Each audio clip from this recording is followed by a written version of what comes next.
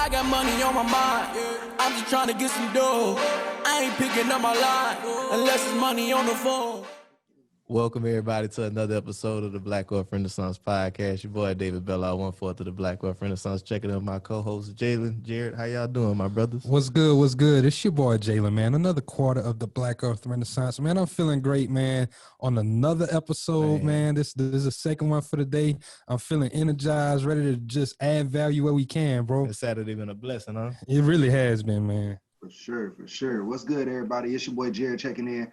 Another fourth of the Black Wealth Renaissance. I'm really excited to get into this episode today, man. Like I told him off air, I feel like we getting to interview some real life celebrities here. We've been following them for so long.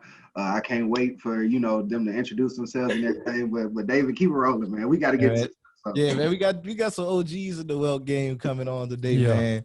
They've really been putting the people on. But before we get into introducing them all the way, we want to ask everybody that's listening to this to go ahead, like, subscribe, rate, comment, leave a review on our channel platform, wherever you viewing this. It helps us grow the show and spread the message that we're trying to get to our people.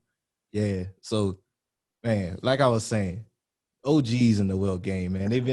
Whenever we first came into this thing, that was early 2018, we seen these people out here, they were helping Black people get on in the real estate and the trucking industry and like helping them get their finances together. And it was just like, man, who are these people? Like, what they doing to these people? Then they name so hard. They got a name, HoodEstates. I'm like, man, what they doing over there, man? So we excited. We ecstatic to have none other than Paki and Sandy of HoodEstates. How y'all doing? What's good, y'all, man? What's good? Listen, I got to give y'all a warm BWR welcome right quick, man. There we go. Coming on, man. Indeed. Yeah, man. Nah, we excited. It's been a long time coming. We've been trying to make this happen, and I'm glad that we were able to do it all in God's timing. Mm-hmm. But, most importantly, we just like to share our journey with the people because, we come from humble beginnings, and we just want to share with people like, listen, if we can do it, what anybody can. So we're excited to be here, ready to get it popping.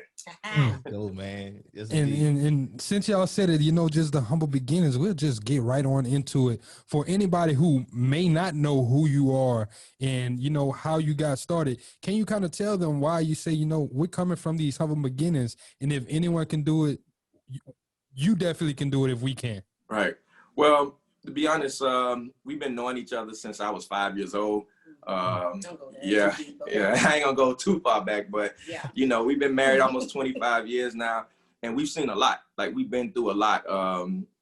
From starting off in Liberty City in Miami, rough neighborhoods known as the Hood, Dade County 305, Lincoln Field, and basically just going through that journey of learning and building. And here's the thing, getting to the top, at least for what we consider the top, and losing it all to actually become homeless at one point, to build back up again. So, we'll talk about all the journey in between, but it's definitely been a roller coaster, but we're grateful and thankful for everything that we went through. So,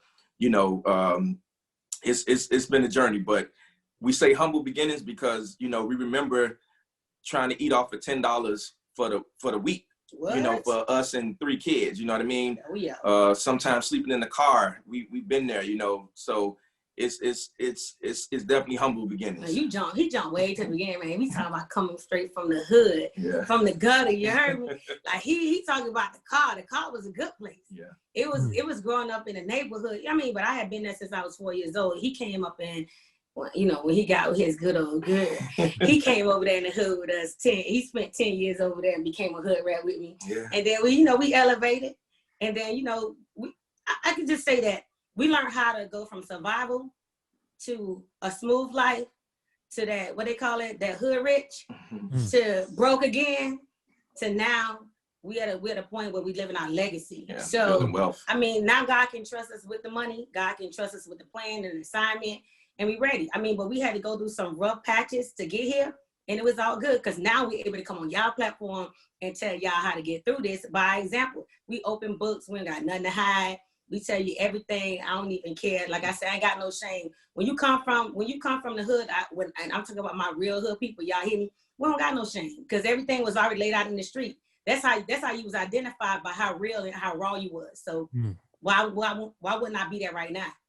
I'm still the same way. He's still the same. So we just want to get back in it, you know, from our hearts, from what we've been through. Why not tell so others can change? Yeah. And that's powerful and that's impactful. Even just with y'all's story, like you said, you know, we went from a area of survival to where we were living smoothly. Then we got hood rich, and then the Lord took it all away from you. Like you said, you reached that pinnacle, and then you are still able to rebuild. And now you're able to bring people along that journey with y'all. And I think that's the first thing I kind of want to just talk about is y'all going from being hood rich and reaching those heights that you first experienced. What did that look like, going from survival to actually starting to build wealth and starting to generate income to where you can be hood rich? Right. I can go. Let me go, because you go. Okay. Let me break this down for all my people out here in the BWR world. Paki is the teacher. I give it to you raw. Paki go give you all the tech news. He go give you all that, you know, he go give it to you, right? Like the preacher. Me, I'm that girl that go give it to you just like the street, but it still come from the Lord. You hear what I'm saying? It's still the same. But at the end of the day, I can say from us, what the transition from us was that it just caught us off guard because it wasn't something that we expected. You can't expect something that you didn't know about. And I think for us, Paki has always been a businessman since he was 17 years old. And he knew that type of thing. All I knew was the streets. So he brought me into that business mentality. And as we began to elevate and structure, we still had a hood environment. So as he was beginning to grow, we still didn't grow mentally. So because things was changing, because he was skilled with it, our mental wasn't ready. So we was getting more money. He was getting more connections. He was getting more business, but we still was in the hood. So the two weren't connected. We was trying to elevate, still in the environment that was holding us back. So let me give you an example. So our first deal, we made about 30,000, right? So when we got the money, he always tell the story, we go to the bank. We went there to ask them for our money, and they was like, we ain't got y'all money, but you gotta have our money. What you mean y'all gotta print it? What you print what? Like when I brought it to you, it wasn't no print. So you got to print off to give it back to me, but we had to learn the process. You had to order it. That's what they said. They had to order it. Yeah. So, you know, they got to order your money for you. And then on top of that, you got to make sure that, you know, you only can order so much.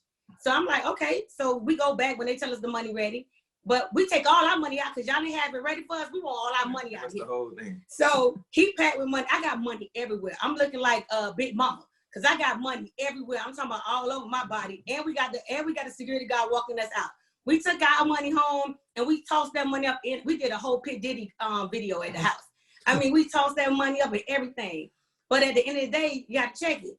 We brought all that money home. We never seen that much money in the world. Now, mind you, I'm still on HUD. I'm still on food stamps. I get a stipend. Everything. Remember, I'm still in the hood life. So we got this money, and now we still live in this hood mentality. There was no transition.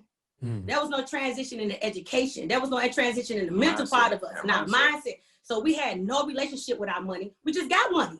Because you got the knowledge and it produced something, don't mean that you was ready for it. See, we weren't ready for the transition. We did everything we supposed to get. God can't lie. God said, what you ask me for, I'll give it to you. Because one thing about God said, obedient man, he blessed us, right? So he blessed us for our obedience, but we wasn't ready. He knew we weren't ready. So when you repeated what I said, that we were stripped because we weren't ready. We lost it, but he still blessed us with what he promised that he was going to give us.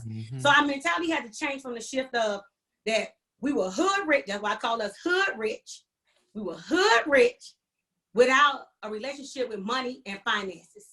We knew everything about business, but at that point in time, but then we had to transition. Now we had to learn how to understand the whole structure of learning how to have a relationship with our money. And that took a loss. Right. You can go and that's why I tell people too as well. I tell this to my son all the time. It doesn't matter how much money you make. Like you can keep making money. We all make money. I made money. But it's not that. It's can you maintain this and can you have this make money for you? So regardless whether it was 30,000, 3,000 or 300,000, we did the same thing that people do when they get income tax. Like we just took the money and pretty much blew it. You know what I'm saying? Because you keep thinking it's gonna keep coming forever, but this is your first time having this money. So I go back to something that you said and Sandy was speaking on. See, a lot of times we get this, but the question is, God will bless you, but can you be trusted with the blessing? So you can be blessed, but can you be trusted with the blessing, right? And we see that again, like I said, you ever, like with your kids, you give them, hey, here's $100. If you go blow it, yeah, I can give you the blessing, but can you be trusted? Being trusted is, you know what? You just gave me 100. Guess what? I'm gonna take 10 or 20% of this and save. I'm gonna take another 10% or 20% and use this for my wants, and then I'm gonna do my needs and whatever the case is. So that's being trusted with it, not just receiving it. And that's what happened with us. Can't eat the seed. Yeah, can't eat the seed. You know, I'm so happy y'all spoke to that. Like, cause so many people will say that that's the issue. Like, the money is purely the issue. Like, they'll be like, hey, if I just made a little bit more money, if I just had a little bit more money, it would fix all the problems. Like, everything would be gone. But they don't look at the underlying issue of like their mentality and where they're at with it and their relationship with that money that they even currently have. I'm happy. Oh, that's good. Jay. That's good. Yeah. And I kind of want to touch on it too, like just what y'all was saying, you know, he blessed you. And that was, like you said, you being obedient, but him stripping it away, but y'all still didn't lose y'all faith in him. And that's why he was able to restore y'all to where y'all got, because he had to teach y'all a lesson with what y'all got. And I totally understand where y'all coming from, because I see it even with us personally. That's why I feel like we know where we want to be, but I don't think that's where we reach that top yet, because he knows we're not prepared for the blessings that's going to flow through us. Ain't nothing like his time. Ain't nothing like his time. One thing about it, I can tell y'all this, man, as young people, always understand this, and we tell this to our children, because all our children are adults, we tell them all the time, don't test God's hands and make him try to move in your timing, because he will allow it to happen just because he only give us simple things, right? He say, seek me early and I will add everything unto you, right? So we can do all the things to force his hand, but then he say, okay, you force my hand, but I know you're not ready, but I got to give it to you. See, because he says it in his word, test me, test me. And but then he gonna let you know, I'm gonna give you that test, but I'm gonna show you that you wasn't ready. See, we think we ready. That's that flesh. You know what I mean? We did that, you know, it ain't gonna happen to me. Oh yeah, it will. Especially in like the current times we in, everybody all like, we always want everything now. Yeah, the world is vast, man. The world is vast, and that's why he said, do not be of it, because it's so easy. Everything is brought. I love our time. I would never give up. There was a lot of hardship and growing up in our time, but there was a lot of protection of us, that things that we did not need to know. And I understand why the elders used to hide things from us and keep us sheltered, because the things that social media bring to these platforms, the things that these kids that are not ready for, will never be ready for at this time in their mentality.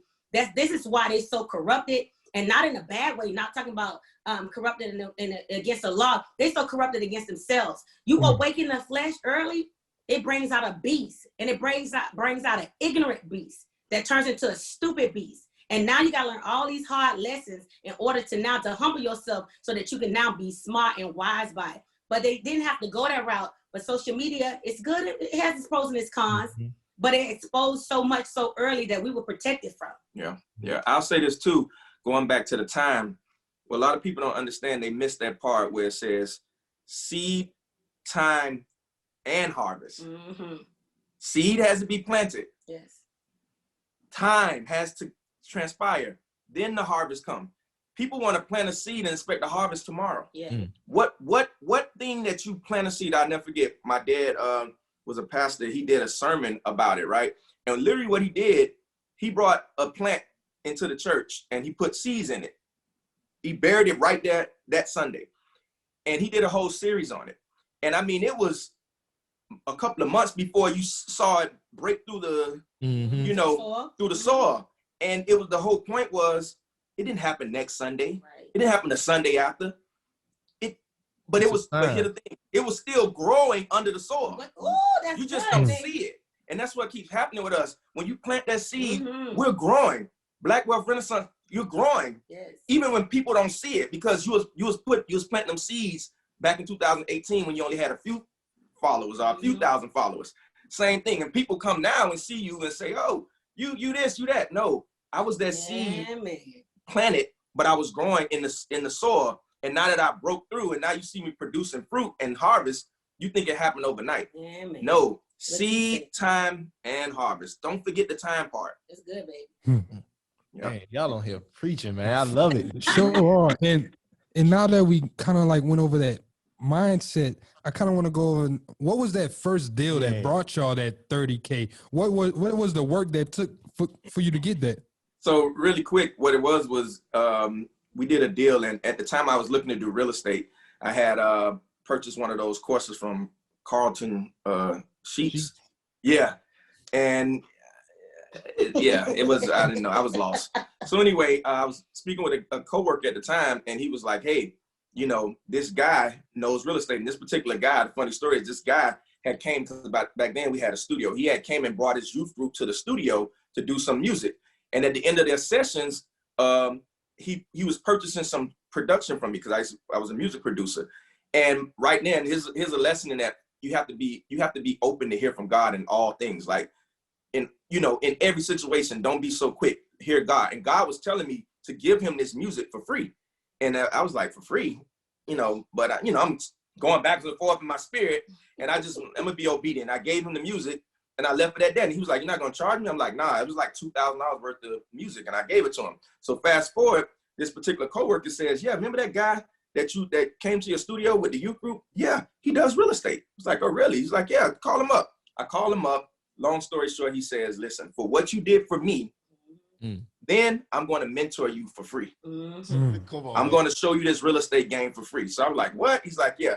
Now here's the thing too. He's in Atlanta and we're in Miami. He does all his real estate in Atlanta, but he just comes to Miami. And I'm like, well, he's in Atlanta and I'm in Miami. So here's another lesson.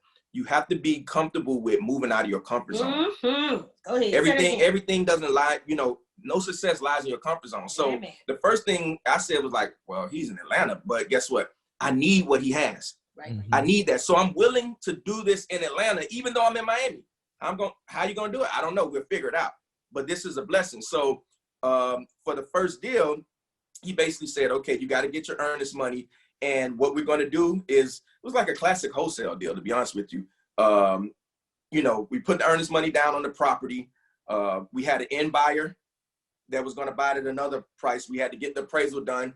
So we did that, and we had a contract for one amount, and we basically sold it to somebody for another amount, and we made the money in between. And that's how we did our first deal with him. And believe it or not, we didn't even have the earnest money and the appraisal money. It was like $1,500. That's the whole story. The guy who told us to check him out is the guy who lent us the money for the earnest money and the appraisal to do the first deal. Yeah. So I'm saying all this to say, I was just watching the episode of Undercover Billionaire as well the other night, and I was seeing that sometimes we always keep thinking we need money. Ooh. You don't need money. Like, money will come to you. Yeah, you just need to get out there, talk to people, connect with people, network with people, and bring value. Yes. And bring value. And sometimes that value can be in so many different ways. It's not always, an even exchange, and that's the thing. And I realized that back then, like, wait a minute, if you connect with people and ask, that's the other thing. Sometimes we don't have things because we don't ask. That part. Like, this guy wouldn't have gave us the $1,500. I asked him for it. Yeah. Mm-hmm. So believe it or not, if you just ask, like, I'll tell you a quick story. There used to be these guys in school, and every day they used to come broke. Every day at the end of the day, they used to come to me and show me they left with $20, $25, $15. Now, back in school, back in high school, middle school, you like, that's a lot of money back then. It was. So I'm like, man, how you get that? Oh, bro, I just go at, man. Everybody for hey, bro, you got $1? There you go. Hey, bro, let me get 50 cents, man. Straight hustle. And sometimes you ask somebody for 50 cents, they'll give you a quarter. Yep. Mm-hmm. But by the end of the day, it all adds up. And that's all just from asking. Mm-hmm. Like, and this, mind you, they ain't even give no value. Mm-hmm. So imagine if you giving value at the same time you asking. Yes. That's powerful. Yeah. And even in that story, like you saying, one of the things that stood out to me was the beginning. Yeah, whenever you said, you gave him them beats for free, and then you turned around and learned that he had real estate in your spirit, you could have been like, man, he could have paid me that money. He do Right. But you didn't even have that. You was like, okay, let me see what I got to do just to tap into what he got. Mm-hmm. Right. And even to me, it made me think about what we had just talked about. That was a seed. That giving it away, that whenever you said it was on your spirit to give it away, that was the seed that was planted. If you would have kept it, who knows where you would have been now. That's right. Yeah. That's right. And he was uncomfortable. The crazy one, how to seed planted, right? You got to break ground, right? So he had to break ground to plant that seed. He was uncomfortable as hell. Yeah. To get it and say, I'm gonna get this away. See, in your obedience don't mean it's gonna feel good, taste good, or none of that. Right. The point is that just doing it. Right. That's why it's obedience. That's key. Sometimes we're looking for obedience to feel good. Mm-hmm. That's again, we're looking for we're looking for everything to feel good. And it's not, but it's okay for it not to feel good and you still do it. That's right. That's the obedience. That's why love is a choice. Love ain't no feeling. I don't know these homo ass cards. And love ain't no damn feeling. Love is a choice. I choose to love you. I choose to be happy. Nobody can make you feel no way. No, they encouraged you to feel that way. But you made yourself feel that way. You gave yourself that power. It's the same way in everything. It's what you give away in obedience. Yeah. And don't look it back from that person. You look back, if you gave it away in obedience, you're looking back for God to give it back to you. Because that man could give you back something that you like, damn, that wasn't even worth the value that I gave to them. But when you wait for God to bring it back to you, he bring it back in abundance. I love it, that abundance. So with the thought we talking on abundance, I kind of want to continue to progress through y'all's story. So y'all got into the game with real estate. That's whenever y'all got through the deal with this person. Then I'm assuming that's when y'all ran it up, then lost it again. So what was that process like when it came to rebuilding? So again, going through that whole journey of running it up in Atlanta, but at the time we were just flipping properties, right? And a lot of people don't understand. Flipping properties is not real estate investing. Right. You're a real estate entrepreneur, right? That's real key. Yeah, say that again. Flipping properties, you're not a real estate investor. You're a real estate entrepreneur because you're flipping properties. If you flip it, you get paid. If you don't flip it, you don't. Once you're finished with the flip, you're done. That ain't passive income. Right. That's not right. That's not investing. That's not me putting my money in something and return. It's I'm getting return, but for the work that I do. Right. I'm working. It's earned income. I'm working for it. If I stop flipping, which we stopped flipping and the money stopped coming. So we realized during that journey that, we were making money flipping properties, but we had no passive income. We didn't have any investments at the time. See, that's the thing. We didn't have any investments. So going through that whole thing, we ran it up. And, when the market crashed, everything just stopped. And here's another thing. We're again, no matter how much money you're making, you can still be living from check to check, for sure, deal to deal, closing to closing. You know what I mean? Because like you said, there's that relationship with money piece. Right. Especially how your assets set up. Right, exactly. So we realized that, and again, we got to that point and lost it all. And it was hard because during that time, we just went through a whole, my father passed away while we was home. It was just a lot. Her father passed away. My it was just a lot during that time, and it was rough. I'm gonna cut you. Let me cut you off a minute. In the midst of that, what I didn't realize, even when we talk on these stories and talk to the people, I didn't realize until this moment that we never decided to downgrade. Right. We still, here we go, y'all. Please listen to us out here, y'all. We was conditioned to be like the Joneses. Because if you go to the hood, remember, we was raised in an environment that you dress to impress. Right? So I'm not going to look like what my pockets look like. Right. So that mentality still went with us. Yeah. So here it is, instead of understanding and studying the fact that if your finances don't meet your debt, you need to downgrade. But see, downgrade brought embarrassment. To who? Right. That wasn't paying a light bill. Right. To who that wasn't paying that car note and the rent? Who? You understand what I'm saying? But in the mindset, we didn't understand that. It was all about, oh man, we already flossing out here. We already balling. And now, even though things was, it was becoming upside down on us, we still wanted to look like we had it. Right. But that was the mentality. See, that's the second part of the transition. Right. Not trying to impress. Right. To impress who? That nobody was, we were trying to, oh, this is very key, y'all. Trying to impress people who brought us no value. Message. And I kind of want to ask, like, how you said y'all didn't downgrade. So how did that homelessness transpire? Were y'all, like you said, you just wasn't keeping up with the bills and then y'all just being stubborn? So what happened was, you know, you look up and you making 80, 100 grand a month flipping properties. But then you look up and you spending 80 to 100 grand a month between mortgages and you know, we had 4 of the same car, like just in different colors.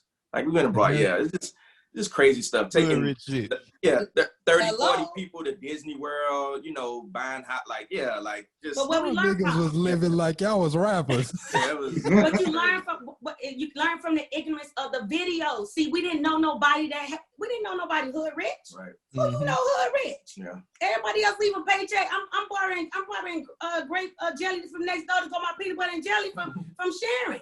So ain't nobody in my environment that was even on our level to even learn from. Right. So our mentor wasn't inside of our place, and our mentor went obsolete anyway. So at the end of the day, we didn't have anybody in our environment to teach us how to, you know, to move in a different route, or, you know, to downgrade, and now you want to start making investments this way. We didn't understand that. All we knew, we took our hood raising mentality, and Paki and you can elaborate on this. He took his savings from his parents taught him how to save. My mama was a maid, so my mama lived from paycheck to paycheck. Paki parents were a teacher and an architect. So, but he, even though our same backgrounds, it still didn't teach us anything about growth. Nothing about investing, nothing about financial literacy. All I knew was to save. That's it. But again, even in saving, eventually, because that's what happened. So when everything went belly up, we had some money in the bank. Yeah. Right. But still trying to live the same lifestyle. Remember, we had a $30,000, maybe $40,000 a month personal living, like personal living lifestyle. Yes. You know what I mean? With going places, doing things. So when the income stopped coming in, instead of downgrading, again, we kept trying to live that same lifestyle. When people would call and say, hey man, I need a few $1,000s for my mortgage. We can't say I ain't got it. You get what I'm saying? Like, no, he lied. We could have said we could have said it, but we was embarrassed to say I ain't got it, instead of just saying, like I tell people, oh, my money tied up in investments. You better say it. Like, because now I got everything. Listen, I got everything allocated towards different things. I even tell people, hope none of my family hear this, but I hope you do hear it. I have an account. I have an account that's strictly for helping family and friends. Right? It's a certain amount of money that goes in that account every month. Hey. If Uncle so-and-so in the issue, and Uncle so-and-so need help, and he depletes that fund with the help that he needs, when Auntie so-and-so called a few days later and asked, do I have, you know, she can only need $100. Auntie, I ain't got it. Because the fund for helping friends and family has been depleted.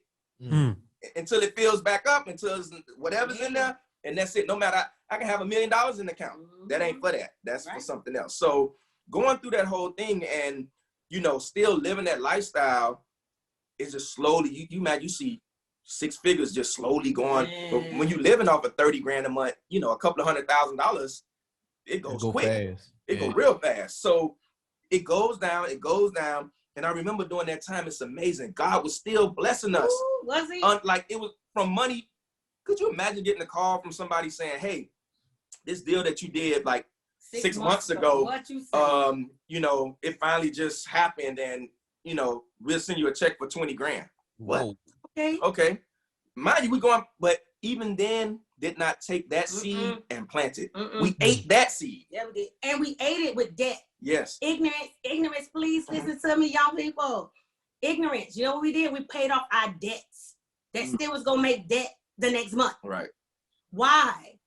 That money's supposed to that new money's supposed to make money. Right. To then pay debts when it was time, because the debtors could still be there. Yeah. They don't give a damn. They can wait. If I sent you $5, hush. Right. I'm not gonna rush in and pay you back for something. The only thing we had to secure was our livelihood. We had to secure our shelter, our cars, and we had to and food.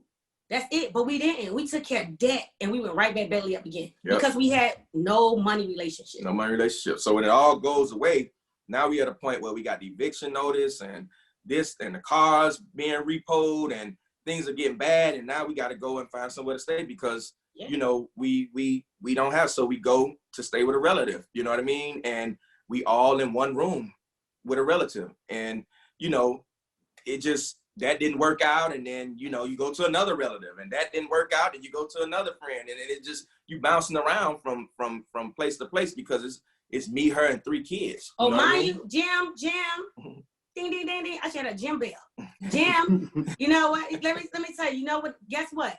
Ain't none of them people take us in who we took care of. Yeah. Oh, yeah. Wait, let me say that. Yeah. All those people who mortgages we were paying and light bills and doing all that stuff for, none of those people took us in. And gave us a frozen cup. Yeah. None of those people got us a meal or nothing. You know that free tap water? Yeah. Okay, all right. Yeah. Wow. Yeah. Okay. Yeah. That's toe up, man. We were homeless for 3 years. Yep. That's toe up, bro. Like, and not one took y'all in. Not tap water. And you said something in there too that I just really want people to not sleep on. I got to touch on it twice. You said not sinking your new money and old debt that's gonna still be there.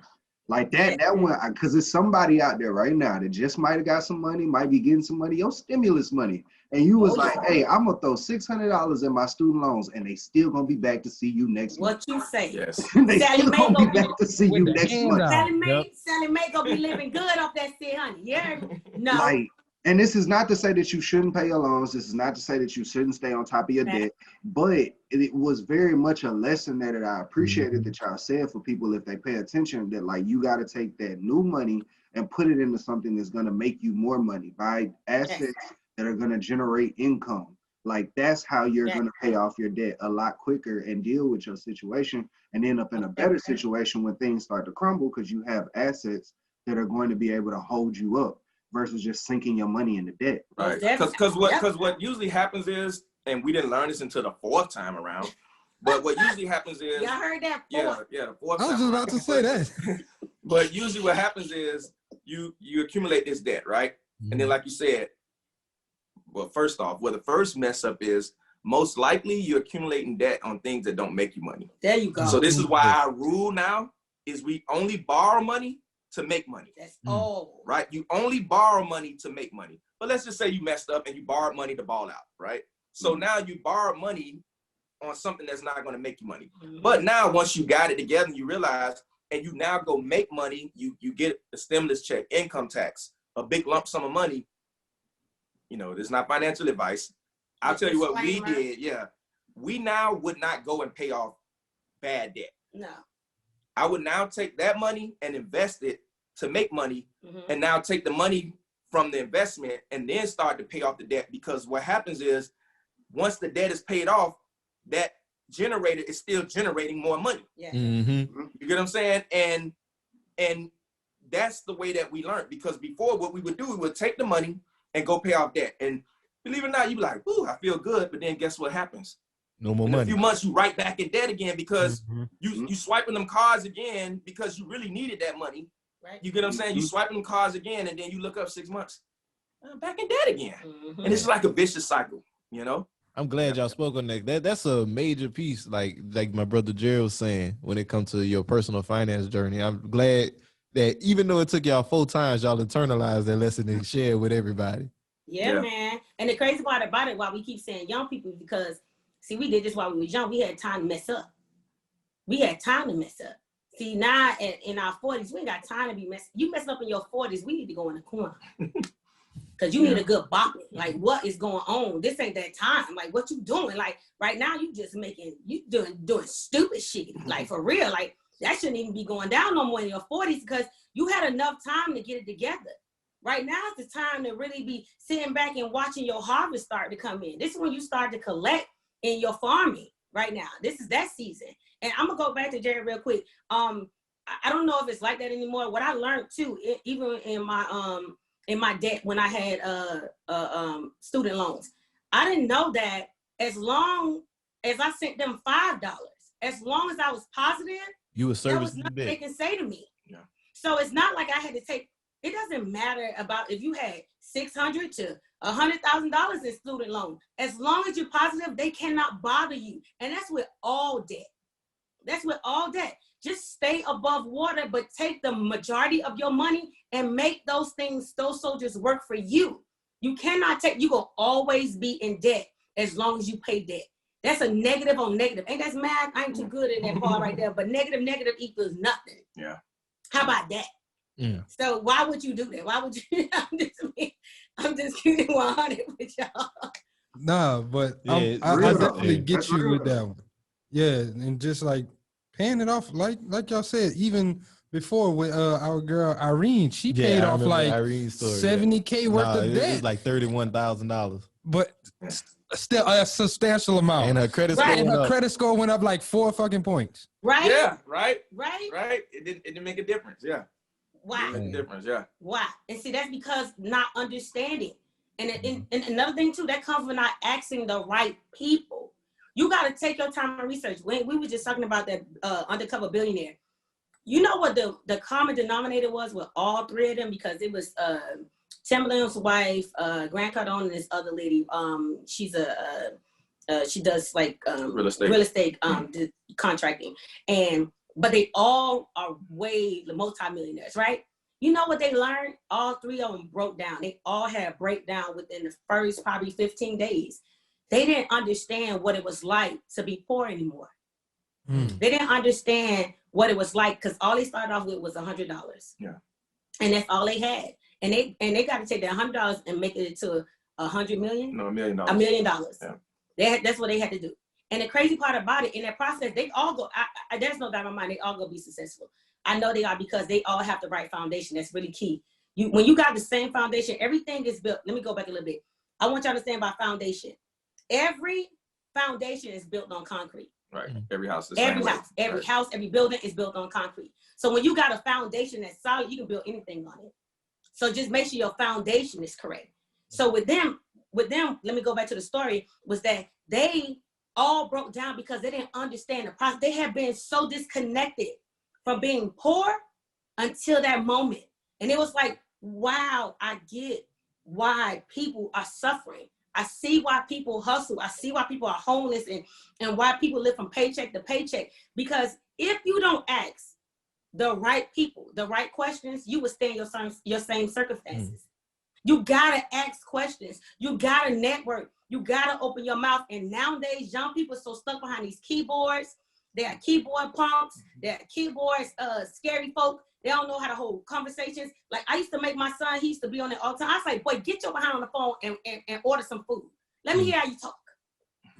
Because the average young person don't know how to talk. The average young person don't even know how to sign their name on a check or open a savings account or a checking account. They don't even know how to do the basic things in life no more because they done got away from these things. You know what I'm saying? So if you learn how to network and learn how to talk to people and show the value that you have, even if you're not skilled, but if you got a strong, what Les Brown said, if you got a hunger inside of you, people tap into your hunger. Yeah. They'll tap into it. I ain't got to open my mouth. People can feel my presence when I come in because I walk in with confidence. I don't know. Sometimes I don't know what the hell people talking about. And they won't know until I say it. They're like, so you understand? Hell no. I don't. But I was very attentive. And I want you to think that I really understood, but I was waiting till you asked me. I need you to understand. You got to be honest with people.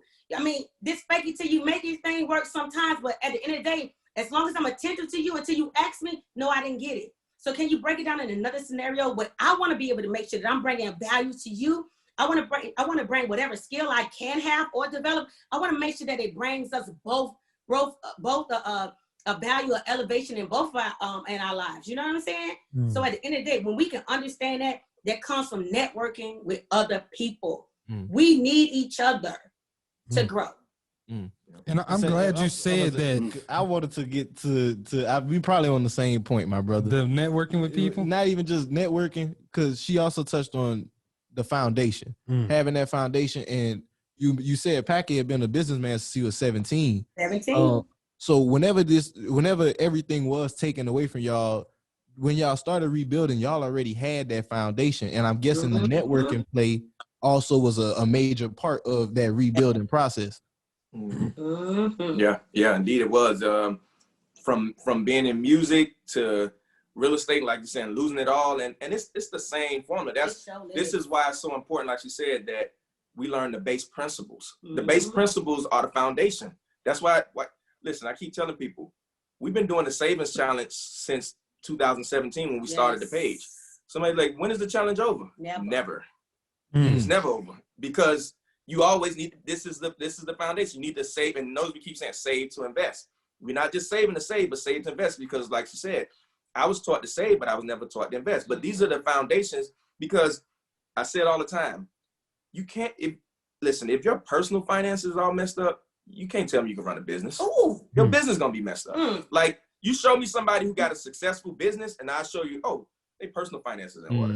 Like, it's the same principles. Just like we have an emergency fund for personal, you need to have an emergency fund for your business. You can't just go and same thing. You can't eat when you earn an income for you personally. You can't eat the seeds. You got to save some and invest some. Same thing. Your business making money. You can't take all the income from your business and spend it on something. You gotta reinvest it into the business. You know what I mean? So it's the same principles. It sure is. You just gotta follow those principles. And once you have that foundation, like you said, you can build as high as you want. And your environment. Who you surrounding yourself around? I mean, I'm the poster girl for that right there. Like, who are your surroundings, man? People know. It ain't that I ain't gonna mess with you and nothing. Like I don't mess with their ass. No, it ain't that. It's the fact that if I can't tap into you for something, I'm talking about if I can't tap into you for energy, if I can't tap into you for encouragement, I don't need you around me. This ain't about your pockets. Your pockets ain't got to meet mine, but there got to be some value while you're in my life. But other than that, you are draining me. And we don't, and sometimes it's crazy. Pocky was laughing at me, excuse me, just viewer discretion or however it is go. Pocky been laughing at me because my whole book collection been like zen as fuck. Learn how to say no. What's the other one is? The other one with Dan Locke, something with an F. Thinking everything is so aggressive, but it's aggressive by mindset. And I told him the reason why I'm an aggressive person. So I tap into people that teach me aggression, but they teaching me aggression and mindset to tell me how to have self-love, how to self-reflect, how to build people around me, how to spring clean my circle. Because it's been my circle for 25 years, don't mean it's going to be my circle for the next day. I might have to let some people go. Within 24 hours, my whole circle can shift. Yes, it can. Because you brought me no value. All I'm doing is draining. So yeah, show me your first 5 people in your phone. I'm quick to say that. Show me the first 5 people in your phone, and I can show you, man. The last 5 people you talk to, you text or call. I can show you. I can tell you what all day. I know right now, but you full of shit. Straight up. I already know what time it is. You can't run no game past me because your environment tell on you. This ain't now. You got to be wise enough to understand your environment. Show who you are. How I see you rocking. Whatever. This social media ain't nothing but a Sims. What that Sims game to me? I can make it look good all day. That's Sims. You know what I'm saying? Because when that camera go off, man, what's your real life look like? You know what I mean? At the end of the day, that's how you know about your settings. The people you're around who in your life, I'm talking about from DNA to non-DNA to friends, man, filter that junk, like for real. Don't let people drain you out here because they running your same bloodline. What that mean? That you can donate some blood if we the same blood type. But other than that, you can't give me nothing. You can't be draining me. So my environment tells how I'm gonna elevate. It tells like, what can I pull from you? Even if you don't have the answer for me, I should be able to relate to you or reach out to you for a resource at some point, right? My environment should be able to be that for me. And that should be my closest people and to my core. I just kind of want to go back to that networking and the needing each other piece, because that's interesting. Like, even with what you're talking about right now, a lot of the times, sometimes we just like, oh, I want to do it. I want to be self-made. I want to do this on my own. Oh, I don't want to tell this person they're going to steal my idea or this, things like that. But that's so counter progressive, because you don't understand that everyone that you think is self-made, they still had to have someone pour into them. They still had to have someone either believing to what they had going on. They had someone who gave them some type of encouragement, even if it wasn't monetary. They gave them some type of encouragement, even if they let them sleep on their damn couch. That's helping them out. That's still not, you're not self-made. You still need people. Right. I said it before on another thing we did. Nobody's self-made. Like, let's just be honest. Nobody. I laugh to 100%. Like, it's impossible. It's just impossible. Need people. Houseway. It's impossible. So, because what people don't understand is that the way we were made, we were made to need each other. Yes. Like, it's just the way that God made us. It's like, no matter what, you need, because like I said before, your purpose has nothing to do with you. Ooh, your purpose is for someone else, right? So if my purpose is for you, that means your purpose may be for someone else. It was the way I believe that God made us to always need each other. Like this, because this is, if we all, think about it, we didn't, and we all balled up and went in a corner, then what's the point of life? Right. We feed off of each other. So nobody's like self-made. Like, there's people who did more than others, but we all, like you said, even if it wasn't financially, somebody helped you along the journey. It was a book or a show. And that's the way it is. Like, that's the cycle. Most definitely. It's just like the seed, right? The seed is planted, it produces a harvest. The harvest, the fruit, you take the fruit and take the seed out of that fruit and plant another seed. But where did that fruit come from? What you say? The seed. Well, where did that seed come from? Another fruit. Where did that seed come from? Another fruit. Because you ain't start off with no damn seed, did you? No. Okay, all right, self-made, go ahead. And I kind of want to move forward with, after y'all got this type of mentality, how did that, and y'all got y'all foundation right, how did that look like moving forward? And now, you know, we prepared to take this time, actually plant these seeds, and now we're ready to start working for the harvest. What did that look like, y'all getting from those homelessness for those 3 years? Wait, hold on, babe. The first thing I'm going to tell you this, and I'm going to let him go ahead because he's good on that part. The first thing I'm going to tell you is stop caring what other people think. That's the first thing. Write it on your mirror. Can I be hard on your people? Write that shit on your mirror. I'm gonna write it on my notepad. What other people say. Yeah, what they think. Because don't care about what they say or what they think. It does nothing for you. I'm telling you, your biggest fan. You know who your biggest fan? I'm gonna tell y'all a secret. Y'all ready? Everybody right there. Everybody gets out y'all pencil and paper. You know who your biggest fan is? You. You better ask Paki. Why I be talking to myself like, oh, girl, what you doing today? I be all brushing my teeth. I be like, hey, I'm having my moment with me. I had to learn how to be my own fan. I had to learn how to cheer for me. I had to learn how to study how I want to move. I had to learn how to understand how I want to be stroked with myself before I can give anything. And he the next person I give something to. But I got to give it all to me first. I got to let God have my oneness with him, so he can tell me, first of all, I ain't got to hear what nobody say. Yeah, that's your opinion. We give off all kind of opinions. You know what I'm saying? People can, assume. They can be plenty of asses out here. I got that. But you can assume what you want. But I'm not going to now apply that to me because that's what you interpreted. Because I didn't tell you I didn't tell you that's what I feel. I didn't tell you that's what I said. Ask me, is this what I'm projecting off to you? Ask me, did I really say these things? Ask me if this is what I really want to participate in. These are the things that you got to understand. When you learn how to stand in the paint, and it's an everyday exercise, y'all. This ain't going to never stop till the day you die. You got to not give one damn what somebody else thinks. I mean that. You got to be your loudest fan. If I can tell you, I'm my biggest fan. I'm my loudest cheerleader. I clap loud, man. Yeah. Clap loud for yourself first. Yeah, indeed. Yeah. I mean, to go into the question, I mean, I think what happens is there's opportunity, right? And there's going to be plenty of opportunity. I think what's important for people to understand is that, again, notice I said the fourth time around, right? The fourth or fifth time around.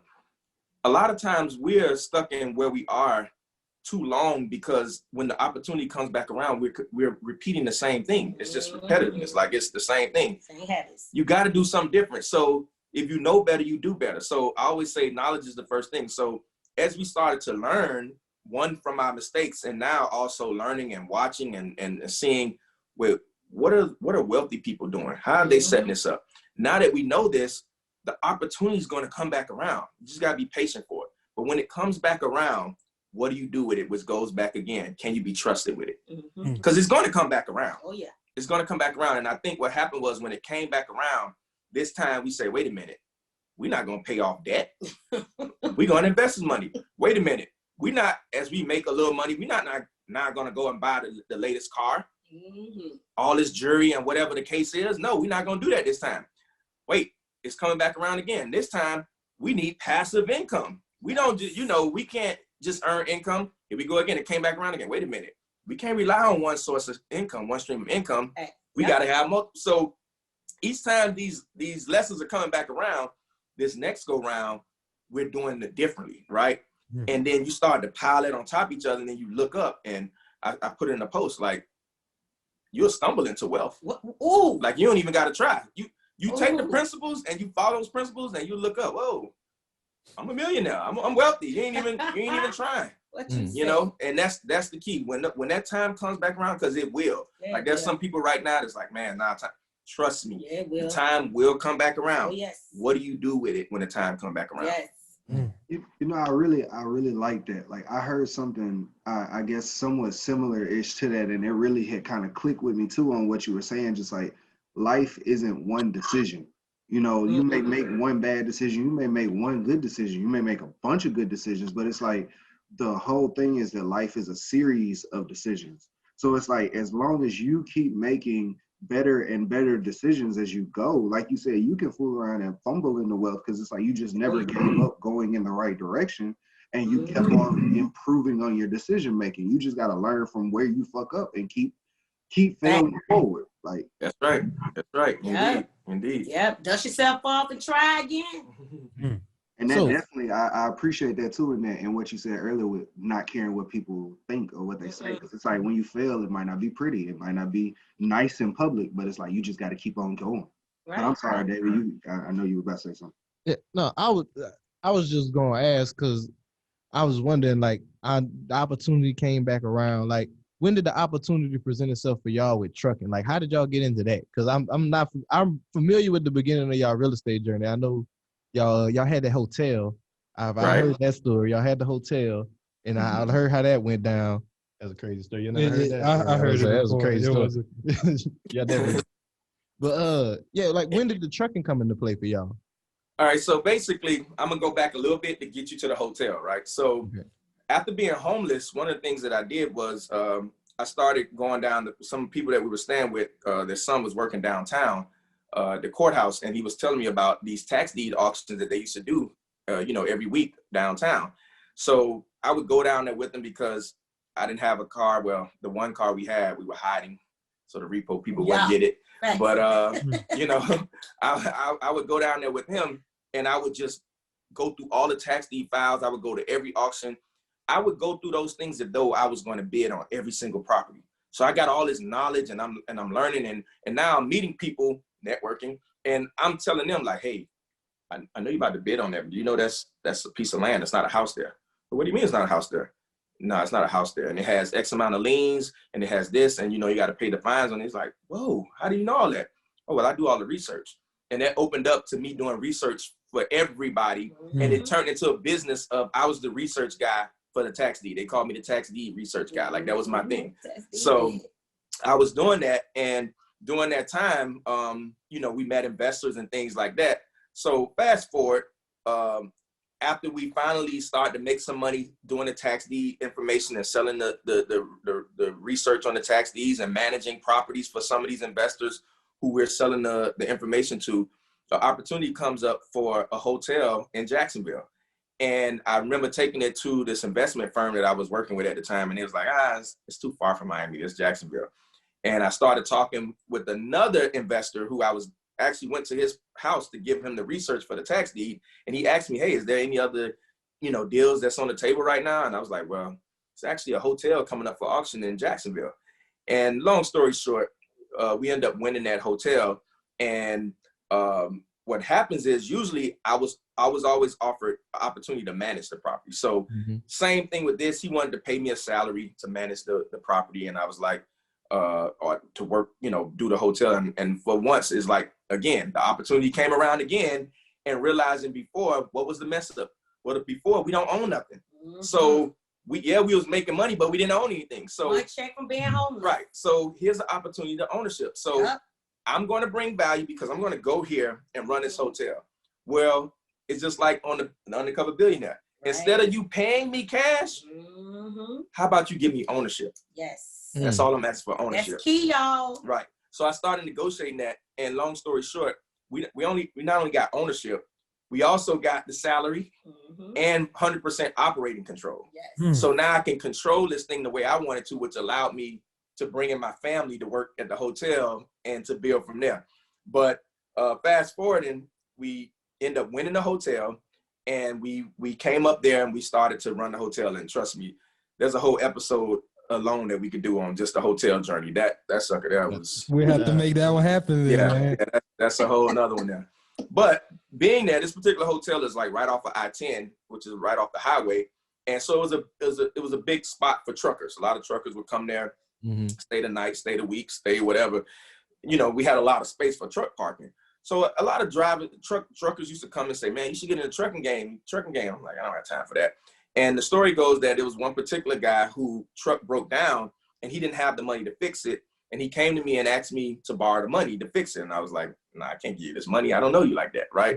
So he came back a couple of days later, something like that, and said, my bad, you're a businessman. I should have came to you with a business proposition. And here we go again. It's about axing, networking, axing. He says, how about this? How about I sell you the truck, but you don't have to pay me for the truck right now. All you have to do is pay the $2,000 or $3,000 to get it fixed. And then the rest of the money, the other $8,000 or whatever, you can pay me after I start making you money in the game. So I'm like, so I looked up here we go again, basic, I don't know the trucking industry. I don't know all this, just basic math. Kelly Blue Book the truck. What is it worth? Oh, well, the truck is worth 15, 20 grand. Even if nothing happens, I can sell the truck and make the money back. So he signs the truck over to me. I pay for it to get fixed. And believe it or not, in the beginning, this is something I always tell people too. You don't always have to know every part of it, how it's going to work. Just get started. Yes. Like, just get in it. Because if I would have said, wait a minute, let me learn the trucking game before before we do this. Oh, and if you did that, you wouldn't did it. I would never did it because I wouldn't have had time to do it. We run in a hotel. Right. So again, and here was the thing. Once I realized, wait a minute, you're going to drive the truck. The company going to handle everything. What do I do? Collect. He said, you just collect the money. You just, whenever the truck breaks, you just got, you got to pay for it, but you're not going to do nothing. So wait a minute, I'm gonna make money and not have to physically work for it. Passive income. This is what the introduction of this is what I need right here. This passive income, And so we started, and the first check came, and it came to me, and I got the $2,000, and I gave him $1,000, and I'm like, whoa. And then next week, another one, and the next week, another one, and I'm like, whoa. So even then, we sort of fell into the trucking. Like, it wasn't like, hey, we're gonna start this trucking company, and we're gonna do this, and let's put together this business plan and finance and all. Now that I think about it, we go through the story, even down to HoodEstates. Now that I think about it, from the hotel to the trucks to HoodEstates to even us now with this truck lending thing that we're doing, I'm starting to recognize the pattern. And might not be for everybody, but for us, mostly everything that we found success in was not something that we planned out at all. It was I knew. It was like, but now with this, and I realize now, even talking to you guys, the reason being is because it forces us to have all our faith in God. Yes. See, sometimes when you know too much, you got it figured out too much. Oh yeah. We don't leave room for him to work. I got it. I know what to do. Yep. Exactly. Oh, well, I got it. So with this, here's the thing, two things. It forced us to put our faith and trust in God, but watch this. it also made it, when we get successful, to give him all the glory. You better say it. Hey, come on, Daddy. Yeah.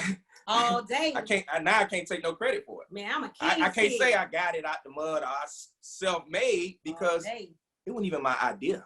First of all, it wasn't even something I was planning on doing. It's not something that I had a business plan set out. It was something that just fell in my lap. Come on now. So now it fell in my lap. I trusted God for it. So guess who gets all the glory? All of it. Amen. All of it. You can't. I can't open my mouth without talking about my daddy. What? Okay. So that's what got us in. And again, you would have never told me the same thing. That's all from starting HoodEstates to now. You know, we do these interviews and stuff, and people see us on the street. It's like, yeah, you know, y'all do trucking, man. Y'all should think about getting in real estate. And I'm like, we are. It's hood. That's what we do. Like, we really, like. But it's amazing how people will know you more for something else that you didn't even. It was, and that's why when people come in, like, man, no, like, look, man, I can't take no credit for this. Like, I'm not trying to be the truck, you know, the head person in trucking. It ain't even my thing. So guess what? Because it ain't because God blessed me with it and it's his thing, I leave the results to him. This is why there's no like, I'm not competing with nobody. Man, I already won. It ain't even something I'm supposed to be doing. If y'all see, we don't even, like, I be watching all these other platforms and I'm like, ooh, dang, I'm so glad we not in the trucking industry. We're not even in that truck. We can't even stand in the, quick story. We was in the clubhouse. And we heard all these people on there on these platforms talking about this trucking stuff, right? So me and Paki, I go to the brain. I say, babe, what they talking about? He said, hell, I don't know. I was like, oh. I was like, me neither. That check still clear though. Listen, they call us up on here, baby. They go here. Well, but see, we do passive income. And that's the thing. What people don't understand a lot of times is there's so many ways of doing things and making money in different industries. Like, you know, all the time. Think about it. This has happened recently. I talked to a realtor, or I talked to a realtor, and all that's what they understand about real estate. Right. They don't understand tax deeds. So I'm sitting there talking about tax deeds and the tax auction, and they're like, huh? But from the outside, a person will be like, oh, you're a realtor. You should know that about real estate. No, you shouldn't. It's different. It's so many different ways of doing things. And what we do in trucking is more from an investment standpoint. It's more from, it's almost like and I tell people, because some people used to say, well, how are you going to be in the trucking industry? You never drove a truck, you don't have a CDL. I say, well, I guarantee you this. I bet you every dollar I have, if you go to probably 90%, if not 100% of all McDonald's franchisee owners, they probably never flipped a burger in McDonald's. They probably never stepped in McDonald's. You know what I'm saying? Look at most, if not all, NFL owners. They ain't played that sport. Not coaches, owners.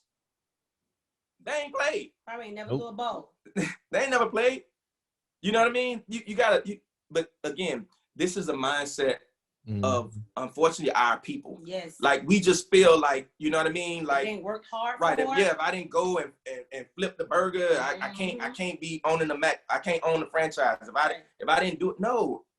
We got to get in the ownership mindset. Yes. And ownership mindset doesn't mean you have to physically have done the actual labor of the thing. Yeah. If you get the knowledge, what's needed. And again, ownership, this is why the most wealthiest people own, because ownership is the same. If I own, then I control.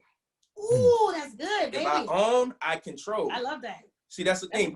We too often thinking about, I got to get here and work. Well, usually when you're working, you don't control. Right. When you own, you control. Right. You be in control. Mm-hmm. So as long as I own, I control. Yes. And that's what I'm paid for. Because some of you say, well, what do you get paid if somebody else is driving, somebody else is doing all the loads and stuff like that? Well, what do you get paid for? Owning the truck. Right. It's my truck. Right. It's my equipment. I get paid for owning the equipment. That's right. Pretty much. Facts. That's it. And that's what we tell people. Like, I think at one period of time when we first started, people were like, oh, do y'all shine on 9-to-5ers? Hell no, I was a 9-to-5 too. You know what I mean? My thing is what I tell all 9-to-5ers is this: your boss own you. You might not want to look at it like that, but they do. You clock in at their time. You show up with what they tell at the time. You do what they tell you to do. They own you for that time, right? Mm-hmm. And you get compensated for that. So that's why how what Paki always saying about investment. Everybody may not be a millionaire, but everybody can be an investor. Everybody might not be an entrepreneur, but everybody can be an investor. You take that money that you out there enslaving for, if you however you got to make it seem, that money you take it, and now you bring that into investment where you learn how to get your freedom back. Right. You now pay for your freedom. Have that same money now work for you. And there's nothing wrong with being a 9-to-5. At the end of the day, why are you being a 9-to-5? You don't want to work your whole life now for them to give you a 4K1 when you can't do shit. I'm just being honest. By the time they let you retire, you hear my word, I got so many friends that still talking about they got 5 years. Nigga, we is gonna be great old senior citizens by the time y'all retire. For real. That's what's gonna happen. You're gonna get a whole stipend from the government by the time you leave this job. If you got that. If that. Yeah. We don't know what's gonna happen these times. And all that's on a promise, when you can take that money that you now working for and now invest that into something, even save it to invest. Now you learn how to work your credit. So that money, that credit card now turn into cash, that turn into buying you assets. 9-to-5ers can be bosses. Mm-hmm. Your 9-to-5 should be temporary. Make room for the next person who need to be a 9-to-5er. Mm-hmm. That's not for you permanently. Yeah. That's a lock-in mentality. I never forget on the last interview we was talking about the fact that Paki had always been a dreamer. He always wanted to be a business owner because his whole side of the family were all entrepreneurs. So I didn't understand that. He was like, so what do you want to do with your life? Like, this is when we getting really serious. And he was like, what you want to do with your life? I said, listen, I only went by what I saw. I didn't understand what was going on. I'm a girl from the hood. I didn't have any real examples of what it was. And most people was locked into these long ass mortgages until they die. You watch old people die in their house and still they don't get paid for it until they die. You know what I'm saying? So I'm like, well, I want a movie. I want a house with a white fence and a dog. I want a couple of kids, you know what I mean? And I want a nice job. He literally looked at me and said, hell no, that ain't what I want. He said, I want to be rich. And I was like, I don't know. I say, so what is rich? What do you mean? He's like, I want a big house. I want all this, da-da-da-da. And I literally was scared. And I'm like, nah, I don't think we gonna make it because I don't know how to live that kind of life. Like, first of all, he talking to somebody who don't pay no rent. I'm on HUD, first of all. And he telling me now I gotta go pay rent. You telling me you want me to leave free? They give me a check towards my phone bill because I live here. And they pay me for having children. And I'm on Medicaid. I don't pay no bills. Like, and you want me to leave all this to go be rich? But it sounds like I'm be paying to be rich. See my mentality? I didn't understand it. Mm-hmm. I didn't understand the whole that he already knew about growth. And I was just stuck that I just wanted to just be regular. I just wanted a regular life. It was just in the hood from where my environment was this. When you graduated and you got a job, you made it. Your pup was go pick up your peeps. Ain't nobody complaining about your ride because nobody want to be on the bus stop. You came through. That was success for me. Mm-hmm. You know what I mean? And he taught me something different. I'm glad he was brought into my life. He taught me something way different about growth, teaching me how to see beyond. He already knew what he wanted. Paki knew that he wanted this life. This life that we living right now, this is what he knew. And God knew that it was ordained for me to be and live in this life. Though I didn't understand it, I didn't know what I wanted, God knew this is what he wanted for me. So. That's some bars, that's some gems. I see Jerry got something to say. No, just because she killed it on two pieces of something that I wanted to pull back from earlier to something that you just said too. When you said earlier having to convince people and get people to understand, I want to touch on the mental hurdles that our people have to go through to get to where y'all are and to get to that mental state. Because earlier when you said people don't even understand that you can get paid to own something. Purely, you don't have to do the work. You just own it and you get paid for that. That's a mental hurdle that I feel like a lot of Black people don't understand. They even have to get over that. It's just you don't have to physically be there. You don't have to touch every piece of it. You can just own it and still get paid. And then you said something before as far as y'all having to understand the it's hard to even put it into work, but just the way that you said, as far as y'all having to understand that build up and how to put things together as far as with the business, like y'all were in those places. And at one point it seemed like, why am I giving up all of this free, all of this great that I know? It seems a lot more effort and a lot more difficult. Like when I could just stay here and chill.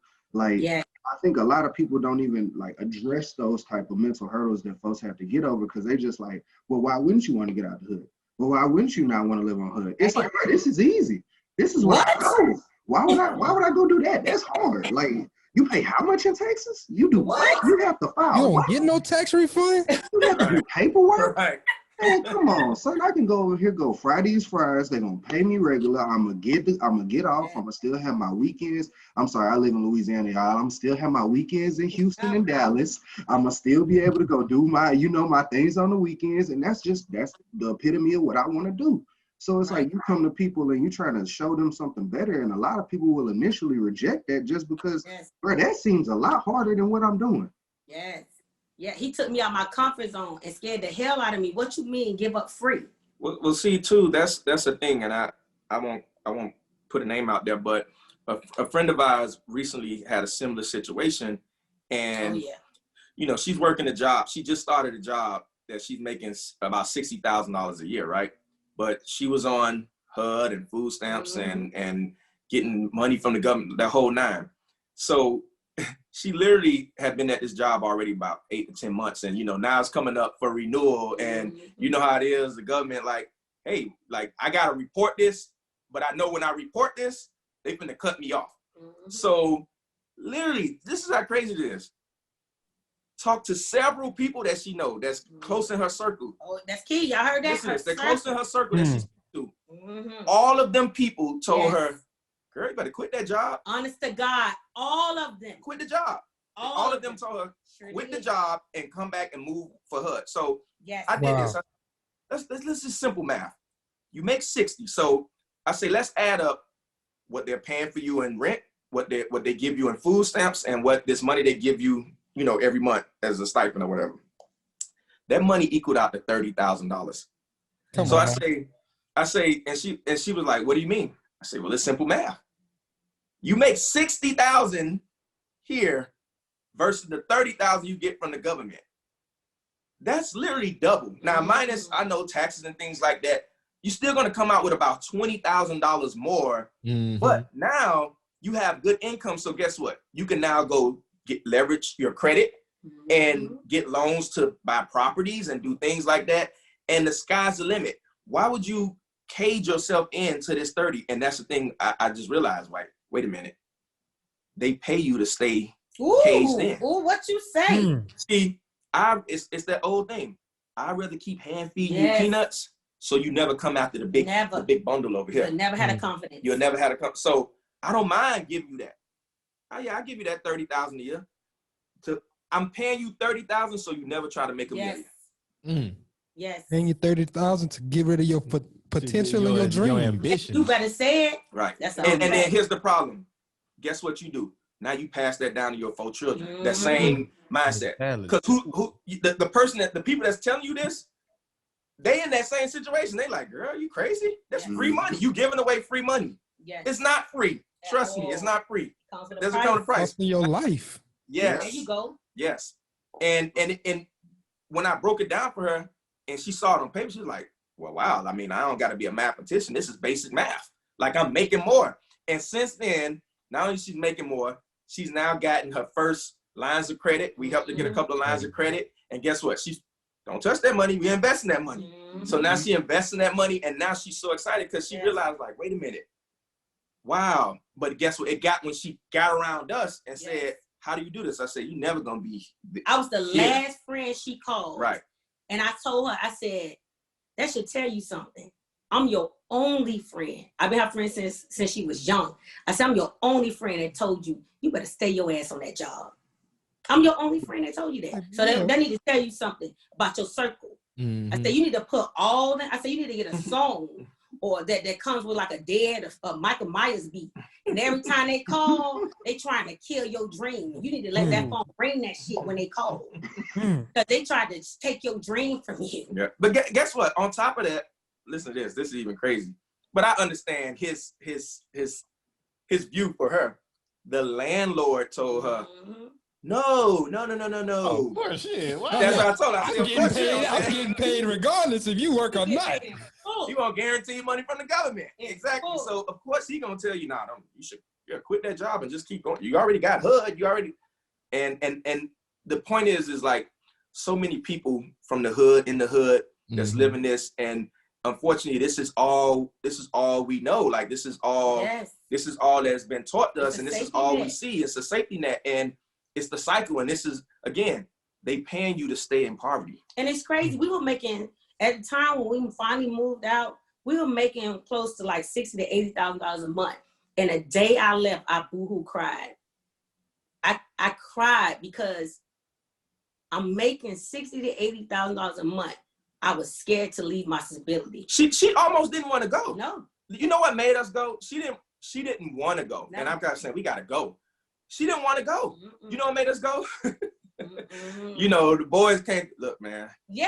Y'all looking like a whole meal out here. And it's only because these been my boys since I was 4 years old. So they telling me the truth. Yeah, they like, man, these niggas the dope boys coming telling me they're like, y'all hot, man. They plotting. Y'all gotta get up out of here. Like, man, y'all coming in rental cars every week. Yeah, like y'all basically dudes were telling us, I don't care how y'all trying to hide it. Get out of here. Y'all look like money. Yeah. And we wouldn't even like flashy. It was just like, you could smell it on y'all. Yeah. Like, you got to get up out of here. You gonna be, especially taking that 30,000 home.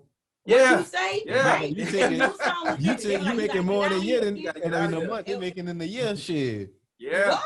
Yeah. It was crazy. Man. But the thing is, she didn't want to go. I didn't, but I had to respect the game. Yeah. When the dope boys started coming telling you shit, you better move. Yeah. They were like, man, y'all hot. Y'all, and then we started like, we'll go downstairs, we find nails in our tires. So they were saying that's set up robbery. Yeah. Like they trying to catch y'all on the move. But see, I grew up in the hood, so I understand. I made Paki take different routes home. Yeah. I moved my car in certain spots like that. I had some of the dope boys look out for me when I come in. Hey, come walk me to my crib. Like it was just that type of thing. But at that time, I was like, I got 3 kids. I can't keep putting me and my husband in this situation because I'm scared to leave the stability of what the government has. I can't conform to this. And I had to move. I had to leave. I was living in the PJs? Man, we were living in the, yeah. Oh, man. Making 80 bands. Making 80 bands. Oh, yeah. I would never left. I see but that's real, though. I would never left. Yeah. The name got a reason behind it. But like, it's understandable because I used to live in the project. So I know exactly everything. Like, hey, man, you comfortable? Like, you wake up, this person been in there since however long. They parents used to live in the projects. Like, comfortable. This is my people. But once you elevate from them, you looking like a lick. Right. Yeah, man. Right. And you feel like sometimes like you always feel like, man, I'm abandoning my people. Right. Like I don't want to leave them because you gotta realize at this time, exactly. And at this time, we ain't like flashing everything, but if somebody needs something, obviously, we got it. Like it ain't no thing. So you just feel like I'm leaving this behind. I'm leaving my people behind. Even with family, it'd be the same way. And that's one of the biggest things what I realized and what messed us up the first time is as soon as you start to get wealth and, generate this type of money, you can't be so quick to, you want to pull people up, but you got to make sure you good first. What they tell you on the plane, before you assist the person next to you, put on your own mask. You know what I mean? So that's the thing. And you got to make sure you're secure before you do that. And it's unfortunate, like, we've experienced a lot as well as, yes, you change. You're supposed to. Yes. You're supposed to, right? Y'all heard that? Yes, you change. You change, yes, you're supposed to. Change, damn. But the thing is, they haven't.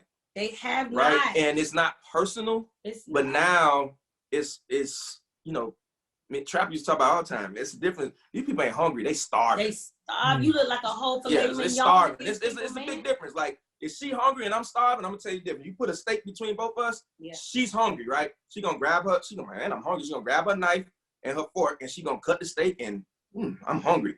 I'm starving. You know what I'm gonna do? Picking that thing up. Yeah, I'm just grabbing it. So and that's the thing, people are starving out here. Man. You know what I'm saying? So you can't expect, forget, oh, this is my hood. They know me, man. It's a transition. It really is. And I salute all those who are scared right now. It's okay to be scared. I was scared. I was in my 20s. I was scared. All I knew was the hood. All I knew was my neighborhood. All I knew was my hood family. And I was leaving them. And I knew the status that I couldn't go back. I was hot. Yeah. They told me I couldn't come back. Damn. You understand? When your family tell you can't come back, that hurts you. So I didn't know how to process that. Because at the end of the day, it wasn't personal. You know what I mean? Like if I got hit up, that was on me. Like one thing about it, the hood is a jungle. And everybody in for survival. It ain't personal that I took this from you. You know what I mean? It is what it is. I learned that growing up there. And I can't go back. I done elevated. God done uprooted me out of that garden and I'm in another place. I got rerouted somewhere else. And that's what it is. A lot of people are scared to get rerouted. They don't want to leave that. And you can't bring them over into your garden because they mentally ain't ready. They will set you up, man. I had so many of my homeboys set up. Like for real, like you cannot bring them into your new environment. They have not changed because at the end of the day, you brought them into your palace. They going back home to the jungle. And you can't respect that. Your success is an insult to them. You can't. And you can't be ashamed of your success. You can't downgrade because they're not ready to elevate. It's just what it is. Hey, that's a message. That's a message right there too. Man, that's a whole bar. And it makes me think of like, even like you said, changing, like even whenever you cross as a Greek or something on campus, and I'm not talking about like the parties and all of that, but something that Greek life done for me whenever I joined it, it opened up my mind to what was bigger on campus. Whenever I first got to campus, I just wanted to party and have fun and sleep in, not go to class if I don't have to. But once I got into Greek life, it was like, hey man, you need to go to class and you need to start doing this network. Oh, we also need to be volunteering. What are you doing to impact your community? What type of programs? So now I'm not just thinking about partying. I'm actually thinking about adding value now. So now you're talking about I changed because I'm not hanging out with you while you just bullshitting, smoking weed, getting drunk. I'm actually playing the game all day. I'm actually thinking about, okay, now I'm the person throwing these parties. So you don't even know what got to go into this. I got to make sure we got 8 security guards. I got to make sure that the mayor, they got paid. I got to make sure this building is paid. I got to make sure y'all don't act a fool once y'all get in there. So now that's why I had to change, because I had to become a higher version of myself. Yes. And it's an insult to those who don't want to switch up. It is what it is. Like, you get tried for that, and they want to shun you for that. It was a long time when me and Paki got into the success that I wouldn't say nothing because I was embarrassed. I was embarrassed of the fact that I made it, and it encouraged the people that I left behind to feel bad. You know what I mean? It's crazy. In the environment that I came from, they already made it. Me, what I bring to the table, I'm being bougie. I'm being flawed. I'm being fake. But no, I'm being successful with wealth and legacy. I got my freedom. I can pay your whole salary with one credit card. I'm a boss. And I don't even show that in your face. But just me living this life insults you. And I got to separate myself from that because I'm not going to make you feel bad because God elevated me. It is what it is. I love it. Sandy, you just touched on the legacy, on y'all working to build legacy. And it kind of want to have me segue into the next thing I want to talk about with y'all. Like, so how are y'all helping people build legacy through HoodEstates, honestly? I'm not going to just say through the trucking piece because y'all helping people all together. Can y'all get into that some? Yeah, I think so. Again, I think it was important from the beginning is the foundation, like we talked about, the basics. This is why we started the Savings Challenge. This is why we continue to do the Savings Challenge. Every 12 weeks, it just starts over, right? So that, I think that was important. And a lot of times you got to know who you're talking to, right? I tell people, yes, what we teach and show, obviously can be for anybody, but we really focus in on people that came from the background as us, meaning these people that are in the hood that don't have any, because I mean, I posted things sometimes and people like, yeah, but you could break down for the people I'm trying to present this to, I can't break it down that deep. Like they just need the basic, right? So this is why we get with saving, investing, you know, emergency fund, those basic things. So that's one way that we're doing it. And then I want to show people passive income, right? That's why they call me PIP, passive income Paki. We decided that what we realized was, that, that's one thing that people that come from passive income, what does that mean? Like, my mom even asked me that one day. She was like, son, what is passive income? I was like, Mom, that means when you're not physically working for every dime you get, meaning the work that you put in is not a direct correlation of the money you make. Right. It don't require you. Right, meaning some you will do some things, but it's not like, you know, you got paid for the hour or you got paid for how many hours. This is, you're making money without you doing, you know, the work directly for the money. And I think that's important because, again, just us as people have always been taught, you gotta work. Like, you gotta work for every dime you get. Like, you gotta literally, you know, we've been taught to trade time for money. Yes. You know, I do this amount of hours, because think about it, how I was always talked about in the hood. Well, I work over here, I get paid $8 an hour. I just got a raise, I get $9 an hour. Oh, well, I work over here, I get $12 an hour. You gonna do some overtime? Yeah, how much they paying? Time and a half. Time and a half. Yeah. Time and a half. What is time and a half? Like if you think about it, peanuts. If they could pay you time and a half, how much you making? Right. What's the value? So the disconnect working for the money and have the money working for you, right? And it's a big difference. So our biggest thing, this is why, whether it's trucking, real estate, you know, we're going to be introducing truck lending, which we've been doing. We need y'all to understand that y'all can be the bank early, man. To be the lender. If you can be the lender starting at 25 and 30, do you understand what your life will be like when you're 40-something, baby? If you're the bank. Be the bank. So be the bank. These are all the things, and this is the legacy that we want to pass on to our people, is that, you know, this is the key to wealth. It is. Because if not, you know, this is why we go places, and you think about it, you know, you go places, especially, and it's everywhere, but especially in the hood, and you see people 60, 70, 80 still working. You know, man. Whether it's cleaning up or here or there, like they because they have to, right? And that's the key. Again, we're supposed to work, but life wasn't meant for us to just work until the day we die. Like that wasn't the purpose here, right? So a lot of us, we're working so much we can't even walk in our purpose, in our true purpose, because we're working so much. Right. So our biggest thing was the legacy that we wanted to leave for our community was, listen, wealth can be built. Like I said, you can build wealth. You can stumble into wealth if you take these basic principles: saving, investing, and buying assets and income producing assets, and having passive income and multiple streams of passive income. And this is how you get to building wealth. And now you can get into, okay, generational wealth. How do I leave this? How do I pass this down? And that was one of our things. And what happened was, whether it's real estate, trucking, or the different things, they all come back to that thing. Because even with the real estate, it was the same thing. It was, wait a minute, we were managing all these properties in the hood, but we didn't own any. Right. You know, we were just the face. We were just the face. And then we started looking up on the property appraiser site, and you see, you know, you can tell by the names, that ain't like, us. that ain't us. No. So we're not owning anything in our community. This is why we don't control it. Right.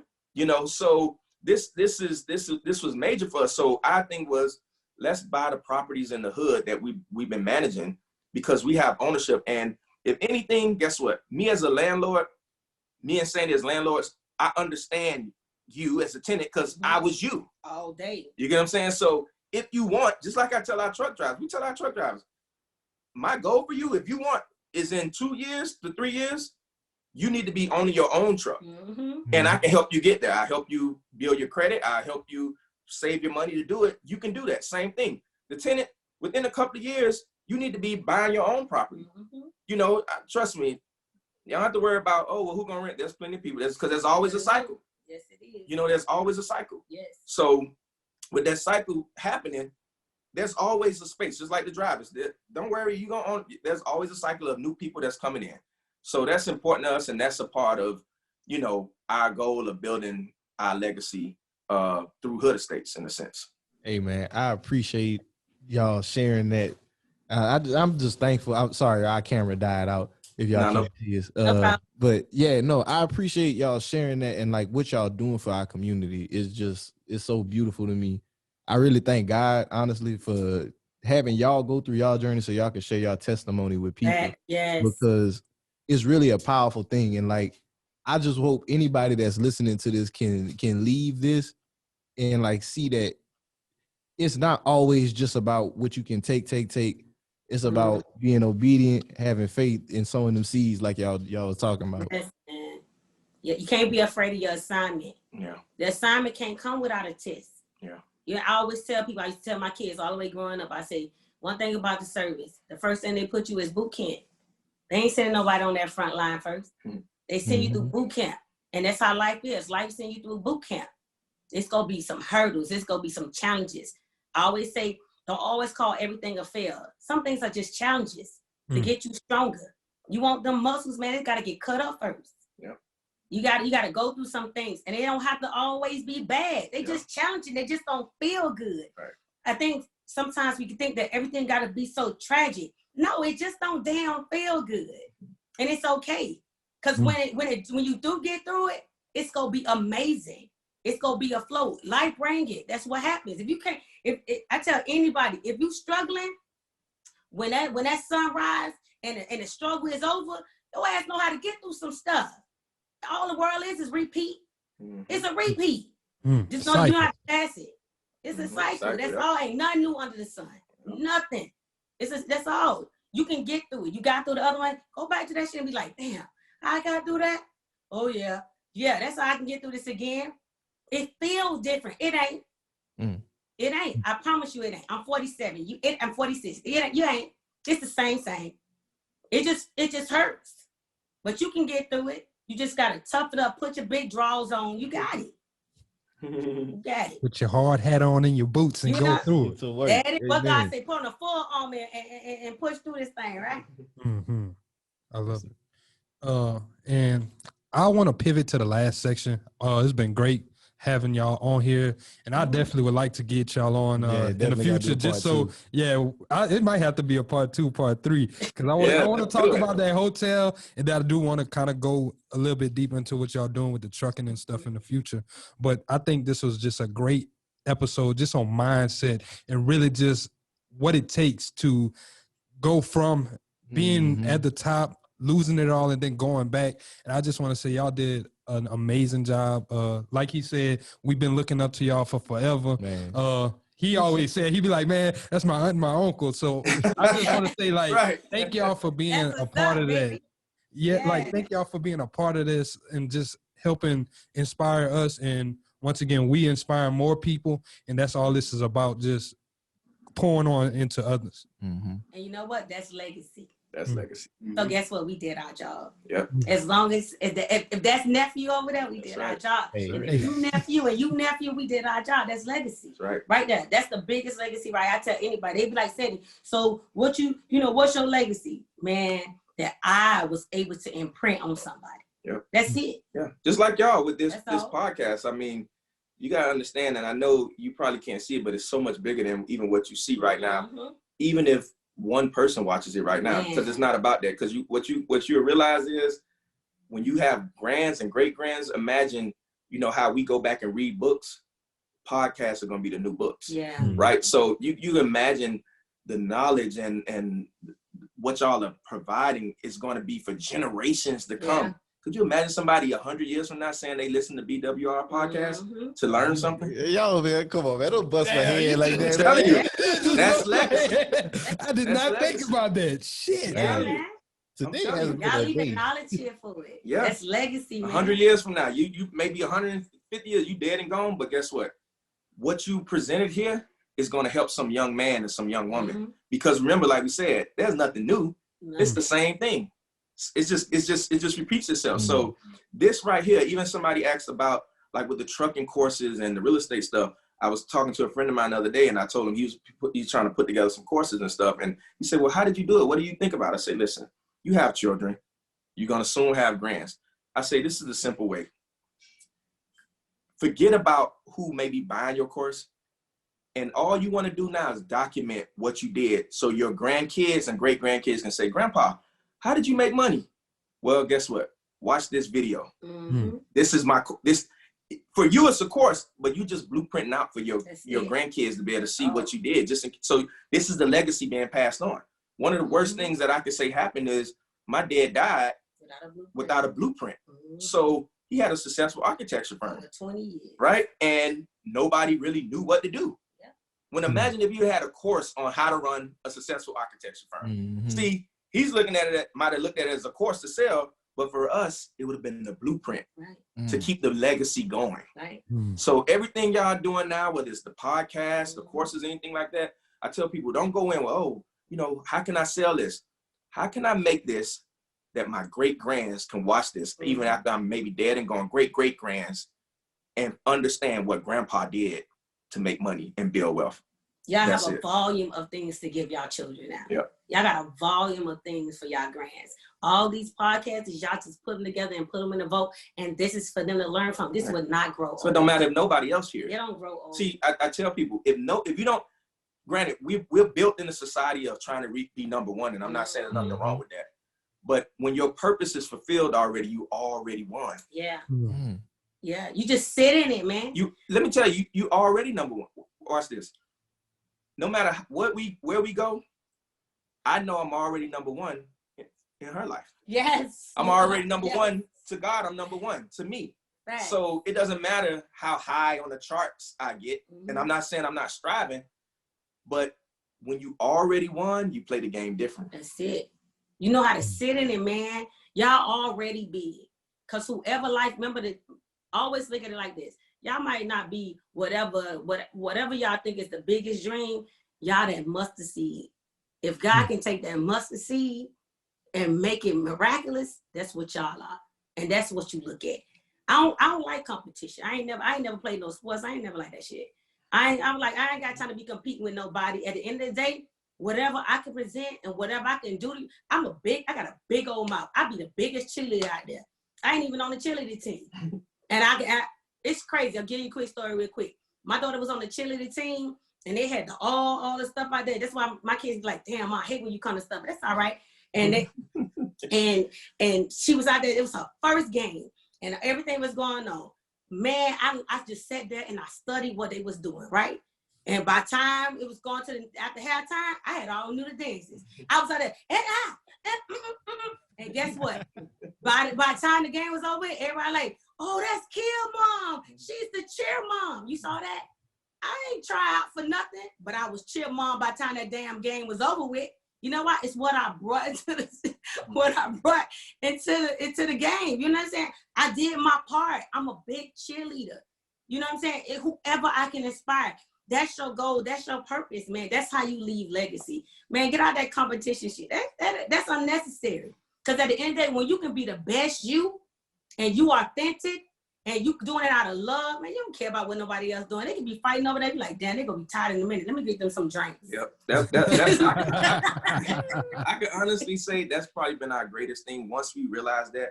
Because people like, man, y'all, we live live like that. Like, people like, man, y'all don't do this. No. I'm happy. You know what I mean? I'm happy with, I've already won. Yeah. So again, that's not meaning I'm stopping. That's not meaning I'm not, I don't mind getting to the top. We striving, but I'm not going to put the pressure. It ain't no competition. Take it out. Ain't no competition when you already won. I'm telling you. You had to give it to him, huh? Yes, man. I love it. But I just want to say once again, y'all, thank y'all for coming on. Thank y'all for those words of encouragement. Thank you. I just want to, can y'all plug yourself in for anyone who's listening, want to follow you guys, want to check y'all out if they already not following y'all?